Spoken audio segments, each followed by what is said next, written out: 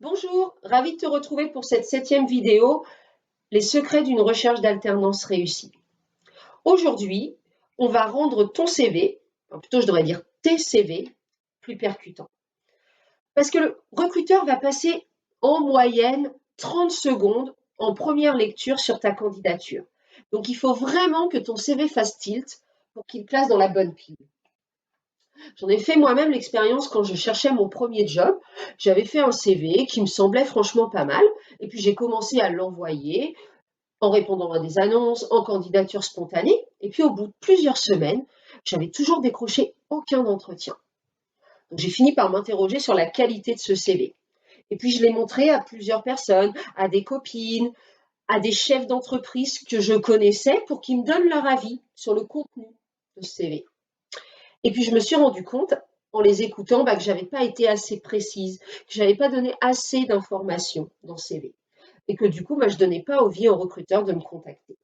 Je l'ai modifié et là, ça n'a pas traîné. Dans les 3 semaines qui ont suivi, j'ai décroché plusieurs entretiens et j'ai trouvé ce fameux premier job. Alors, comment on fait pour rendre son CV plus percutant? Je ne reviens pas sur le contenu de la dernière vidéo pour faire tes différents CV. On part du principe que tu as fait le tri des informations en fonction de tes cibles et que maintenant on passe à la phase rédaction et mise en avant de ces informations. Alors la première chose dont il faut se préoccuper, c'est le titre de ton CV. C'est la première chose qu'on voit. Et dans ce titre, pas question d'inscrire que tu recherches une alternance. Ça, le recruteur le sait déjà, tu l'as mis dans l'objet de ton mail. Donc mets le titre du métier que tu recherches. Et puis dessous, l'idéal, c'est de réussir à écrire une petite phrase qui soit parle d'un de tes talents ou de ta mission idéale. L'idée, c'est vraiment d'avoir une phrase qui parle de toi, rien que de toi, et que le recruteur ne pourra pas trouver sur le CV de quelqu'un d'autre.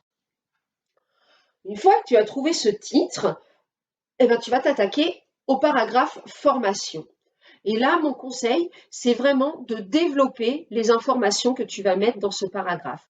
Il faut être précis sur ce que tu as appris pendant ces formations.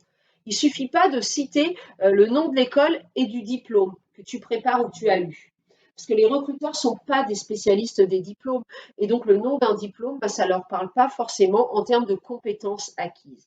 Donc, n'hésite pas à détailler les compétences, les projets que tu as pu réaliser dans le cadre de tes formations. Ensuite, l'onglet, le paragraphe plutôt expérience. Et je ne parle pas d'expérience professionnelle uniquement. Là, vraiment, je t'invite plutôt à parler d'expérience et à pouvoir mettre dans ce paragraphe à la fois tes expériences professionnelles et aussi tes expériences associatives, culturelles, sportives. Tout ce qui à un moment t'a permis de mettre en œuvre et de développer tes compétences. Et là, pareil que dans l'onglet formation, vraiment, détaille les tâches, les activités que tu as réalisées pour bien mettre de façon précise ce que tu sais faire.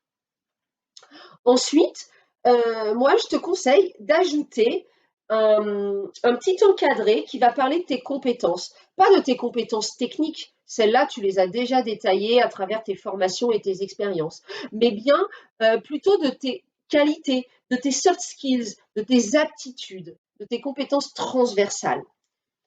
Et puis, si jamais tu as encore un peu de place et que ça alourdit pas trop ton CV, n'hésite pas à mettre un petit encadré avec soit tes qualités, soit tes valeurs, soit tes motivations, quelque chose qui va encore plus personnaliser ton CV.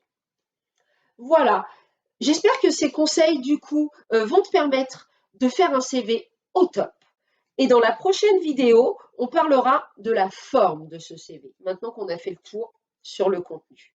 Voilà, je te dis à très bientôt et puis bonne rédaction de CV. Au revoir.